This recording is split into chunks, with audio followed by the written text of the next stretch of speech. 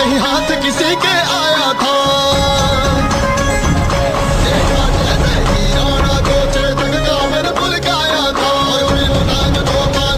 सब कुछ करके दिखलाया था। कहानी के अनुसार व्यापारी ने महाराणा प्रताप से तीनों घोड़े खरीद लेने का आग्रह किया, लेकिन एक अनजान व्यापारी होने के नाते महाराणा प्रताप ने उससे घोड़े खरीदने के लिए मना कर दिया। व्यापारी की बहुत विनती के बाद तथा घोड़ों को उच्च नस्ल और तथा युद्ध की विभिन्न रणनीतियों से पारंगत बताया, तब महाराणा प्रताप ने कहा कि मुझे इन घोड़ों के अंदर क्या है उसका सबूत चाहिए। इसके पश्चात अटक को प्रशिक्षण के लिए चुना जाता है। अटक इन 3 घोड़ों में से सबसे अधिक शक्तिशाली तथा रण कौशल्य में पारंगत घोड़ा था।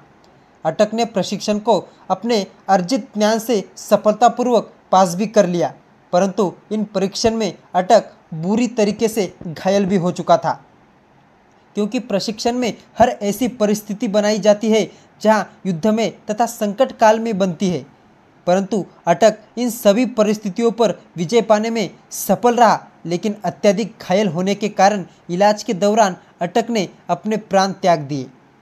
इसके बाद त्राटक तथा चेतक इन दोनों घोड़ों ने भी प्रशिक्षण में सफलता प्राप्त की। महाराणा प्रताप ने त्राटक को अपने छोटे भाई शक्ति सिंह को दे दिया और चेतक को अपने पास रख लिया। महाराणा प्रताप के प्रिय घोड़े चेतक की वास्तविक कीमत का आकलन करना चुनौतीपूर्ण है, क्योंकि इसके बारे में ठोस दस्तावेज उपलब्ध नहीं है। फिर भी उस समय के घोड़ों की कीमत और चेतक के अद्वितीय गुणों को देखते हुए यह स्पष्ट है कि यह अत्यधिक मूल्यवान था।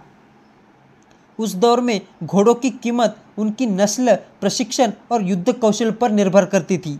एक उच्च नस्ल का युद्ध में सक्षम घोड़ा हजारों रुपयों का हो सकता था। चेतक एक काठियावाड़ी घोड़ा था जो अपनी उत्कृष्ट नस्ल के लिए प्रसिद्ध था।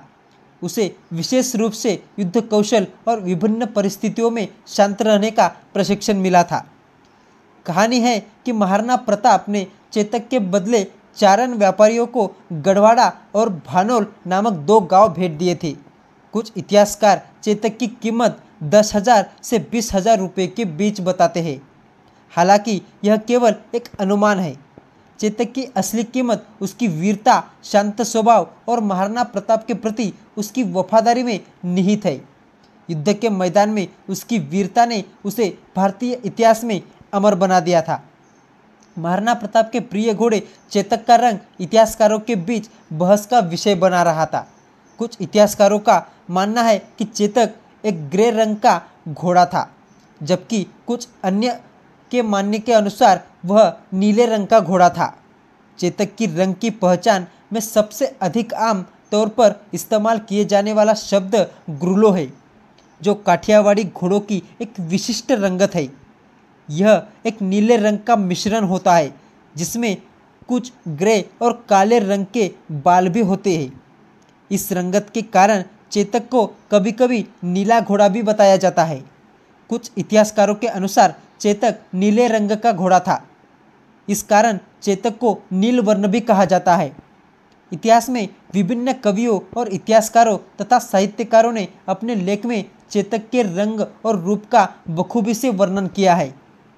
राजस्थान के लोकगीतों में चेतक तथा महाराणा प्रताप के बारे में वर्णन मिल जाता है और महाराणा प्रताप के नीले घोड़े का या असौदार महारा मेवाड़ी सिरदार कहकर भी संबोधित किया जाता है।